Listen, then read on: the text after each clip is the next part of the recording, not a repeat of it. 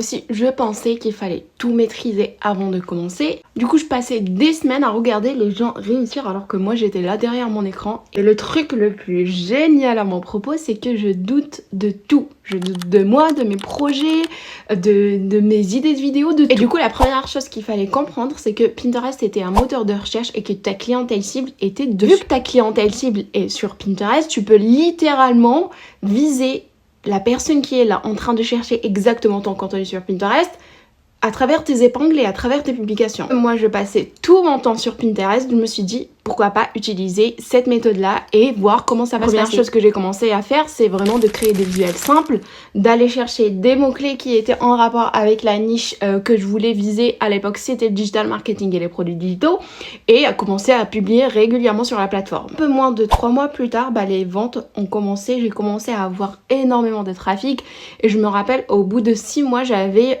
plus de 11 millions d'impressions, et j'avais déjà commencé à faire les 5 chiffres sur Pinterest grâce aux produits digitaux et à l'affiliation.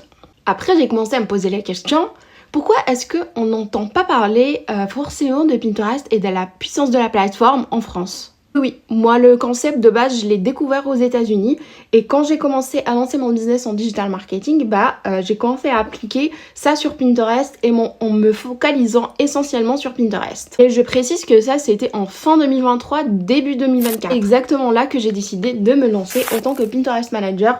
Je me suis formée sur comment être Pinterest Manager, et par la suite, j'ai commencé à en parler autour de moi. Je suis super contente de dire qu'aujourd'hui, j'accompagne énormément de clients à mettre en place leur compte Pinterest pour leur business et d'intégrer Pinterest dans leur stratégie marketing. Et ils me disent que les chiffres n'ont jamais été aussi extraordinaires que depuis qu'ils utilisent Pinterest pour leur stratégie marketing. Tu vas me dire, ok Anaïs, moi j'ai un business, mais comment est-ce que je sais que mon business va marcher ou pas sur Pinterest? C'est vrai qu'il y a des niches prédominantes sur Pinterest, mais je te rappelle que moi je pars de digital marketing et qu'aujourd'hui Pinterest est ma source de revenus et de trafic numéro 1.